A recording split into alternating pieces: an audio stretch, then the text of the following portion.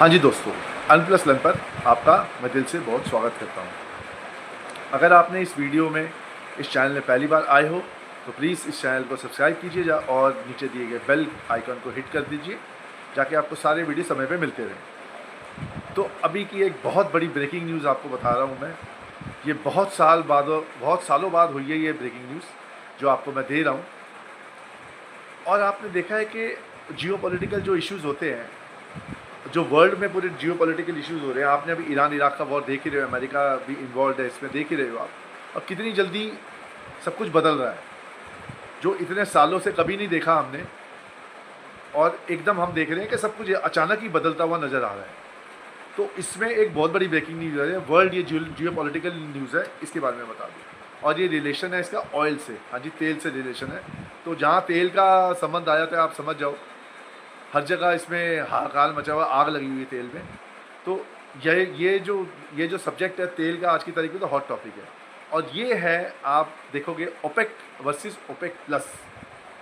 अब आप पूछोगे कि सर ये ओपेक और ओपेक प्लस है क्या चीज़, ये क्या चीज़ है? बेसिकली ओपेक और ओपेक प्लस ये एक ग्रुप है जो ऑयल मैन्युफैक्चर करते हैं और वो सारे वर्ल्ड में ऑयल सप्लाई करते हैं। अब आपको मैं इसके बारे में बताऊं, ओपेक के बारे में। ओपेक देखो 1960 में इट वॉज एस्टैब्लिश, बगदाद में इस्टेब्लिश हुए थे। और इसके बाहर 12 कोर मेंबर है, मतलब इसके 12 मेंबर हैं ओपेक के। लेकिन ओपेक प्लस के देखो आप 216 में बनाते हैं, ठीक है जी, है ये भी ओपेक की, इसके भी मेंबर्स हैं। लेकिन इसमें क्या है, इसमें 12 कोर मेंबर जो है ओपेक में, उसमें Saudi Arabia, Iran, UAE, Nigeria, ठीक है जी। ये एक एग्जांपल मैं दे रहा हूँ, ये सब हैं इसमें। और ओपेक प्लस में जो ये ओपेक के मेंबर्स हैं उस +10, मतलब ओपेक प्लस जो है, ओपेक के जो 12 कोर मेंबर हैं प्लस और 10 मेंबर्स हैं, जिसमें जो मेन कंट्रीज़ है देखो आप, मैक्सिको और सबसे बड़ी आप देखो क्या है, रशिया। हाँ जी, इसमें रशिया है ओपेक प्लस में। तो अब इन सब का गोल क्या है? बेसिकली इन दोनों ओपेक और ओपेक प्लस का गोल ये है कि जो आपस में कोऑर्डिनेट करते हैं ये, कि कितना तेल बनाना है, कितना उसमें मार्जिन रखना है, कितने में बेचना है, कितने डॉलर में बेचना है, ये आपस में कोऑर्डिनेट करते हैं कि भाई हम इतना माल बचाएंगे। समझ लो कि हमने 100 गैलन तेल बनाए, ठीक है जी, और मार्केट में मांग है 150 की, तो हमारा तेल महंगे में बिकेगा, डेफिनेटली महंगे में बिकेगा। अगर हमारे पास 100 गैलन ऑयल है और मार्केट में डिमांड आ रही है 150 की, तो नेचुरली वो 150 मांग रहे हैं, हमारे पास है 100, तो उसके रेट बढ़ेंगे। तो यही ये दोनों कोऑर्डिनेट करते हैं आपस में कि हमने कितना मैन्युफैक्चर करना है, कितना तेल हमने निकालना है जाके हमें सही भाव मिले। लेकिन अगर उसके विपरीत हो जाए, देखो अगर मांग है 100 गैलन की और बन जाएगा 150, तो क्या होगा? तो तेल का तो भाव ऑटोमेटिक गिरना शुरू हो जाएगा। ये आपस में कोऑर्डिनेट करते हैं जाके तेल का भाव मेंटेन रहे और इनके अपने मुनाफे चलते रहे। ये इनकी अपनी साठगांठ है, मतलब साठगांठ ही समझ लो दोनों की कोऑर्डिनेशन से, ओपेक और ओपेक प्लस से। इसमें एक बहुत बड़ी न्यूज़ आ गई। अब देखो जो मार्केट शेयर है जो ओपेक का है वो 30 और 40% के बीच में है प्रोडक्शन का, ठीक है। लेकिन ओपेक प्लस का है 40 से 50%, ऑलमोस्ट सेम ही है दोनों को, कोई बहुत खास डिफरेंस नहीं है दोनों में। अब ऑयल रिजर्व्स देखो, ये जो ओपेक है वो 80% of the world's proven reserves हैं इसके पास, लेकिन इसके पास controls 90% of the OPEC plus के पास, क्योंकि 10 मेंबर फालतू भी तो हैं, तो नेचुरली थोड़ा सा फालतू होगा ही इनके पास। अब देखो लीडरशिप इसकी है सऊदी अरेबिया ओपेक की, और ओपेक प्लस की है सऊदी अरेबिया प्लस रशिया। अब इसमें रशिया आ गया ना प्लस, ये प्लस 10 वालों में, ओपेक में तो 12 थे प्लस 10 आ गए थे, ये 10 वो रशिया में से आ गए। तो मतलब सऊदी अरेबिया में ओपेक का और सऊदी अरेबिया प्लस रशिया काफ़ी इंपॉर्टेंट है यहाँ पे। अब देखो आपको मैं इसके बारे में एक बहुत बड़ी ब्रेकिंग न्यूज़ है जिसका आप हर जगह चैनल में देखो, हर टीवी में देखो, हर जगह ये चीज़ आ रही है और बड़ी क्लियर न्यूज़ आ रही है। ये न्यूज़ है ऐसी कि यूनाइटेड अरब, जिसको यूएई बोलते हैं, वो ये जो ओपेक ग्रुप है जो मैंने आपको पहले बताया है, उसमें से ये बाहर निकल चुका है। हाँ जी, इतने साल बाद ये जो इस ग्रुप में था, ये ओपेक ग्रुप से बाहर निकल आ चुका है, मतलब इसने अपने आप को वहाँ से एलिमिनेट कर दिया। अब आप सोचेंगे भैया क्या हो गया जो एलिमिनेट हो गया? United Emirates to quit oil cartel group, ये क्या कह रहे हैं कि हम इस कार्टेलाइजेशन में जो ऑयल के जो ऑयल के साथ कार्टेलाइज और ऑयल की साठगांठ है, इसमें से हम बाहर निकल रहे हैं। और ये निकलेंगे तो अनसर्टेनिटी तो फैलेगी, लेकिन ये सबसे इम्पोर्टेंट बात है कि निकल क्यों रहे हैं। ये निकल इसके लिए रहे हैं क्योंकि अभी जो ईरान और इराक का वॉर हो रहा था, इनके ऊपर भी अटैक हुए हैं और इनको काफ़ी तबाही हुई है, इनको काफ़ी नुकसान हुआ है। और यहाँ के यूएई में प्रॉपर्टीज़ बड़ी महंगी है और काफ़ी इन्वेस्टमेंट होती है। यूएई में प्रॉपर्टीज़ की भी इन्वेस्टमेंट होती है, प्रॉपर्टी के रेट बड़े हाई हैं और ये बेसिकली टूरिज़्म स्पॉट है, लोग बहुत जाते हैं यहाँ घूमने फिरने। और जब से इनके साथ ये हमला हुआ है, ईरान ने हमला किया उनके ऊपर, अमेरिका और ईरान का इराक का जो युद्ध हुआ है, तो इनको काफ़ी नुकसान हुआ है, बहुत भयंकर तरीके से नुकसान हुआ है इनको। तो ये इस चीज़ से निकलना चाहते हैं। ये कहते हैं हम इस भसोड़ी में पढ़ना ही नहीं चाहते, हम इस लफड़े में नहीं पढ़ना चाहते हम। तो उसमें क्या हुआ कि ये चाहते हैं कि हम अपना कार्यक्रम खुद करें। अब उसके बारे में आगे बताता हूँ मैं। अब इस पर क्या हुआ, अनसर्टेनिटी आ गई। अनसर्टेनिटी कैसे आ गई, ऑयल देखो 100 110 ऊपर ही ऊपर जा रहे हैं ऑयल, और ऊपर ऑयल जा रहे हैं। और इंडिया के लिए तो बहुत ख़राब है, इंडिया के लिए तो मतलब क्या कहता हूँ ना, वर्स्ट है। जितना ऑयल तेज हो उतना इंडिया के लिए तो मतलब इंडिया की तो बैंड ही बचने वाली है इसमें, जितना तेल बच रहा है वो बढ़ रहा है मतलब।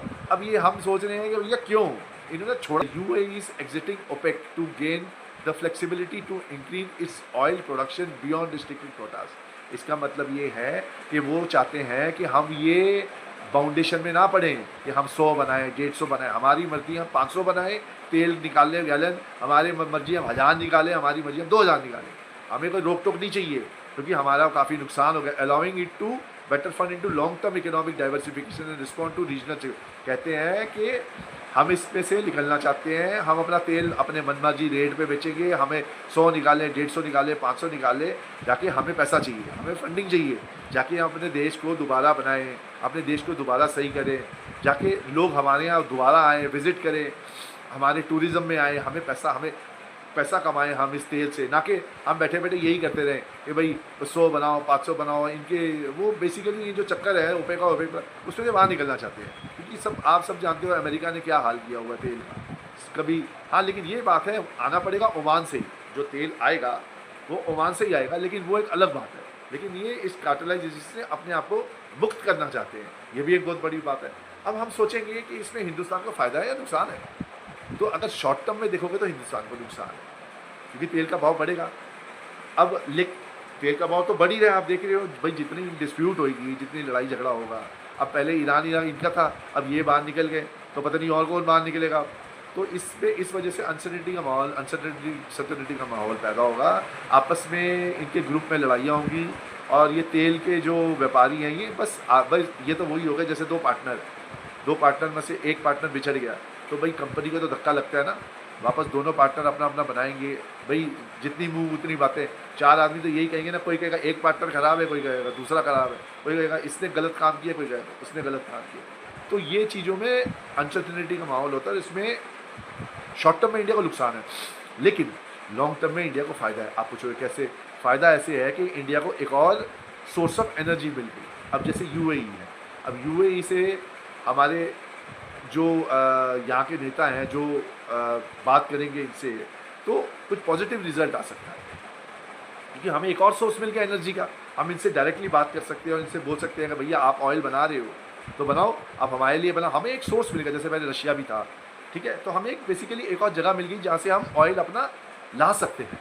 तो ये हमारे लिए तो फ़ायदा है, लॉन्ग टर्म में फ़ायदा। शॉर्ट टर्म में तो दिक्कत आएगी थोड़ी, क्योंकि अब आप देखो तेल का रेट बढ़ ही रहे हैं, घटेंगे नहीं इससे। और अब इसमें और ये बाइफरफिकेशन होगी और भी लोग छटेंगे। अब कौन छटेगा कौन नहीं छटेगा वो तो समय पे आना है, अब समय पे आएगी। अब यूएई तो ये तो हट गया यहाँ से इस कार्टेलाइजेशन से। अब इनका क्या इम्पैक्ट होगा? मार्केट पे तो इम्पैक्ट होगा ही होगा, इसका तेल पे तो ऑलरेडी हो चुका है। अब आप देख रहे हो 110 भी पार कर चुका है तेल, अब कहाँ जाएगा पता नहीं। 110 और भविष्यवाणी तो 150 की है, अब 150 चली गई तो तेल के रेट तो बढ़ने ही बढ़ने हैं। कब तक नहीं बढ़ेंगे? रेट तो बढ़ेंगे ही बढ़ेंगे। अब इलेक्शन है तो इसके चक्कर में शायद कम रेट नहीं बढ़ रहे हैं। जब बढ़ेंगे तो 25-30 रुपये कोटक वाले ने भी कहा बढ़ाएंगे, हर जगह यही खबर है। अब ये उसके बाद फिर इन्फ्लेशन और जीडीपी में भी फ़र्क आएगा, महंगाई भी बढ़ेगी, सब कुछ होगा। तो ये मैंने आपको एक इन्फॉर्मेशन देनी थी तो आपको ये इन्फॉर्मेशन दे दी। अगर आपको ये लगे कि इन्फॉर्मेशन आपके लिए अच्छी है, आपके लिए फ़ायदेमंद है, अगर आपको अच्छी लगी इन्फॉर्मेशन, तो प्लीज़ मेरे चैनल को लाइक और सब्सक्राइब कीजिए। और आपका आशीर्वाद मुझे चाहिए, आपका आशीर्वाद मुझे चाहिए। आप दोगे तो मैं और आपके लिए अच्छे-अच्छे वीडियो बना सकता हूँ, आपके लिए इन्फॉर्मेशन दे सकता हूँ। इससे पहले भी मैंने अभी आरबीआई की एक पॉलिसी के बारे में एक वीडियो बनाया है, आप वो भी देख सकते हो। अभी 2 घंटे पहले मैंने वीडियो बनाया है, उसको भी देखो। आरबीआई ने क्या-क्या काम किया है और क्या-क्या बहुत अच्छी इन्फॉर्मेशन दी है मैंने उसमें। आप एक बार उसको गो थ्रू करो, उसमें देखो, आपको कुछ डेफ़िनिटली कुछ ना कुछ सीखने मिलेगा, कुछ आपके फ़ायदे का ही सौदा है। तो इसी के साथ मैं विराम अपने वाणी को करता हूँ और आपसे उम्मीद करता हूँ दोबारा जल्दी मिलूँगा मैं।